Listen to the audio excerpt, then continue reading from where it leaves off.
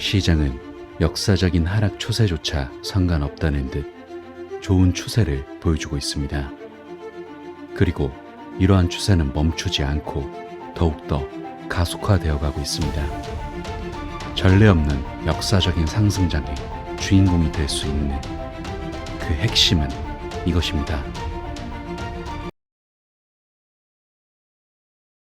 안녕하세요. 크립토피아입니다. 금일 브리핑 시작해볼게요. 요새 제가 비트코인의 추세에 대해서 자주 짚어드리고 넘어가는데 대장인 비트코인의 방향성이 전체 시장의 길잡이가 되기 때문에 자주 체크해드리는 거거든요. 일단 현재 비트코인은 하나로 1억을 돌파하며 다시금 좋은 모습을 보여주고 있는데 그중 핵심이 되는 ETF 흐름과 같이 짚어볼게요. 일단 GBTC를 제외한 기간 ETF의 비트코인 잔고가 급격히 증가했거든요. 실제로 2월 25일부터 3월 17일까지 이들의 잔고는 11만 7천 BTC에서 18만 5천 BTC로 증가했는데 이러한 추세는 현물 ETF를 통한 기간 투자가 비트코인 수요를 증폭시키는데 중요한 역할을 하고 있음을 알 수 있죠. 또한 대량 보유자, 즉 고래들의 비트코인에 대한 욕구도 포물선을 그리며 증가하고 있는데 1000 BTC에서 10,000 BTC를 보유한 비트코인 고래의 총 잔액은 2024년 초 87만 4천 BTC에서 사상 최고치인 157만 BTC를 기록하며 전년 대비 큰 폭으로 증가했고 이와 동시에 비트코인의 매도 측 유동성은 감소 추세를 보이고 있으며 주요 기관에서 눈에 보이는 비트코인 총량은 270만 BTC로 감소했어요. 이는 사상 최고치를 기록했던 일전 2020년 3월에 350만 BTC에서 급격히 감소한 수치이죠. 여기서 이렇게 사상 최고치를 기록한 수요와 판매 측 유동성 감소 사이의 불균형으로 인해 비트코인의 유동성 재고가 사상 최저치를 기록했는데 추정치에 따르면 현재 판매 측 유동성은 향후 12개월 동안만 급증하는 수요를 충족할 수 있어요. 더욱이 미국 외 거래소에서 비트코인을 제외하면 유동성 재고가 6개월치 수요로 줄어드는 것을 고려하면 더욱 유동성이 줄어든다는 걸 알 수 있죠. 결과적으로 이러한 유동성 감소는 비트코인 가격의 상승을 의미할 수 있기 때문에 매우 긍정적으로 바라볼 수 있는데 추가적으로 시장에 좋은 소식은 홍콩 규제 당국이 현금이 아닌 비트코인으로 거래할 수 있는 비트코인 현물 ETF 승인을 준비하고 있거든요. 이는 홍콩의 비트코인 현물 ETF 발행사의 운용자산과 거래량을 크게 늘릴 수 있는 중요한 기회라고 볼 수 있는데 미국에서는 현금이 들어오면 비트코인 ETF가 생성되지만 홍콩은 비트코인이 들어오면 ETF가 생성되는 방식을 목표로 현물 상환은 기초자산을 매도할 필요가 없어 ETF에 더 자주 사용되는 방식이라고 볼 수 있고 비용, 세금, 유동성 등 여러 측면에서 유리하기 때문에 투자자와 발행사도 더 선호하는 방식이기도 해요. 반면 현금 상환은 ETF 주식을 현금을 통해서만 교환할 수 있기 때문에 세금과 거래 비용이 더 많이 발생하죠. 그래서 이렇게 현금과 현물 상환 모두를 허용하는 홍콩의 비트코인 현물 ETF가 다가오는 2분기에 승인될 것으로 예상되는데 실제로 홍콩 현지 언론에서는 10개 금융기관이 비트코인 현물 ETF를 신청할 계획이라고 보도되었고 결과적으로 승인된다면 당연하게도 거래량이 폭발적으로 늘어날 수 있어요. 더불어 이 밖에 대형 기관의 비트코인 현물 ETF 투자 소식도 알려졌는데 모건 스탠리, 내부자 등 복수의 소식 통해서 모건 스탠리가 향후 2주 내에 자사 펀드 등을 통해 비트코인 현물 ETF를 투자할 것으로 보인다는 소식도 들어오고 있어서 비트코인 현물 ETF로의 자금 유입은 계속 이어질 것으로 보이고 있거든요. 여기서 이러한 움직임에 주목해야 하는 이유는 원래 비트코인은 역사적으로 반감기 직전에 하락장이 펼쳐졌는데 이번에는 이전 강세장이 없었던 비트코인 현물 ETF에 관련된 꾸준한 자금이 계속해서 들어오면서 이런 하락조차 크게 오지는 않고 있는 거죠. 즉 역사적으로 크게 조정을 겪었던 시기에도 하락하지 않는 경험하지 못했던 강세장이 오고 있기 때문에 현 시점 굉장히 집중하셔야 한다는 점 다시 한번 강조드릴게요. 자, 다음으로 리플 소식 체크해 볼 건데 세계적인 결제 대기업 마스터카드가 리플을 인정하는 발언으로 주목받고 있거든요. 최근에 마스터카드에서는 송금 시장의 성장을 기반으로 특히 2014년 이후 매년 10%라는 더 높은 속도로 성장하는 라틴 아메리카 송금을 강조하며 관련 시장에 대한 보고서를 발표했는데 여기서 일반적으로 국경 간 결제라고 불리는 송금이 다른 금융 서비스 영역보다 개인의 금융 복지에 더 큰 영향을 미친다고 강조했어요. 구체적으로 보면 전 세계적으로 약 8억 명, 즉 대략 10명 중 1명이 국제 송금을 받는 가구에 거주하고 있는데 이들과 관련된 자금이 수혜자가 저축이나 중소기업과 같은 금융 및 유형자산에 투자할 수 있도록 하는데 중추적인 역할을 하고 있고 결과적으로 가족과 지역사회의 발전과 번영에 기여할 수 있는 매우 중요한 흐름이라고 말하고 있죠. 하지만 역시나 이런 국경 간 결제에 상당한 양과 유익한 영향에도 불구하고 사용자들은 높은 수수료와 비용, 현금 거래에 대한 의존도, 신뢰와 보안에 대한 우려, 부적절한 디지털 사용자 경험 등등 때문에 상당한 문제에 직면하고 있죠. 그럼 여기서 해결책이 되는 건 뭐냐? 역시 리플이겠죠. 마스터카드는 리플과 더불어 리플의 오랜 파트너인 SBI 리미까지도 인정하면서 이들이 국제 송금의 속도와 투명성을 향상시키고 있고, 또한 중앙은행 디지털 통화 CBDC까지도 활용하며 결제 서비스를 쉽게 할 수 있도록 돕는 리플을 거듭 강조했어요. 여기서 세계은행의 데이터에 따르면 전 세계적으로 공식적인 인바운드 해외 결제가 8,310억 달러를 넘어섰고, 이러한 송금액은 라틴 아메리카에서만 1,460억 달러에 달했는데, 이 수치는 지난 30년 동안 무려 25배나 증가한 수치거든요. 여기서 더 나아가 2027년경에 이르면 국경 간 결제 시장의 규모는 약 250조 달러에 이를 것이라고 보고 있는 만큼 리플은 국경 간 시장을 혁신할 수 있는 준비를 계속해서 쌓아가고 있다고 볼 수 있죠. 따라서 결과적으로 현 시점에서 리플은 단순한 코인을 넘어서 국경 간 송금 및 전 세계 CBDC까지 연결되어 다가오는 미래 금융시장의 중심이 될 수 있는 가능성을 가지고 있으므로 미래 전망이 매우 기대되는 리플을 다시 한번 체크하시길 바라고요. 다음으로 제일 핵심이 되는 리플 소송에 대해서 체크해 볼게요. 일단 어제 SEC는 리플에게 약 20억 달러의 벌금을 제시했다는 소식을 전해드렸었죠. 이걸 조금 더 세부적으로 말씀드리면 정확히는 19억 5천만 달러라고 보시면 되는데, 이 중 환수금이 8억 7천만 달러이고 이건 부당이익에 대한 환수금이라고 보시면 되고, 다음 이자가 1억 5천만 달러, 민사 벌금이 8억 7천만 달러라고 보시면 돼요. 그리고 SEC는 이렇게 벌금을 책정한 이유를 밝혔는데, 지난 3년 동안 리플의 미등록 XRP 판매량이 상당하고 암호화폐 업계에서 발생하는 유사한 행위를 막기 위한 조치로서 리플이 XRP에 대한 이전 법원 판결을 완전한 승리로 잘못 표현하고 계속해서 책임을 회피하고 있다며